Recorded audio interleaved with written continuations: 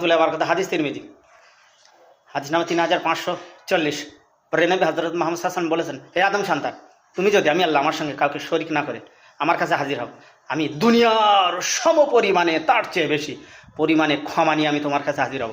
হাদিস তিরমিজি। ব্যাখ্যা বলি, দেখুন নবী কী বলেছেন। আল্লাহ বলেছেন যে শিরিক না করতে। বিশ্বাস করুন শিরিক করা যে কত বড় গুনাহ। আল্লাহ কোরআন পাকে বলেছে, লা তুশরিকু বিল্লাহি ইন্না শিরকা ওয়ালা যুলমুল আযীম। শিরিক আর বেদাই দুইটা সবচেয়ে বড় গুনাহ, এর থেকে পরহেজ করা দরকার। দুঃখের বিষয়, বর্তমানে অনেকে পিরানের তরিকাতের নামে তারা শিরিক করায়, তারা পায়ে সেজদা দেয়, এগুলো ডাহা শিরিক। তারপরে সেজদা নাকি লাজিমি আর তাজিমি, সেজদা আবার কি লাজিমি তাজিমি কি? আল্লাহর ছাড়া আর কাউকে সেজদা দেওয়া হারাম, এটা আবার তাজিমি লাজিমি কি? তুমি যাকে সেজদা দেও তাকে বলেন তোমার একটু সেজদা দেয় কি? তুমি স্বাধীন মানুষ, তোমাকে দাস বানায় সে।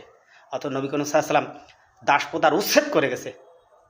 তারপরে আমেরিকার আব্রাহাম লিঙ্কন, তিনি সারা বিশ্বব্যাপী, তিনি একজন ভালো মানুষ, তিনি দাস প্রথার উচ্ছেদ করে গেছেন।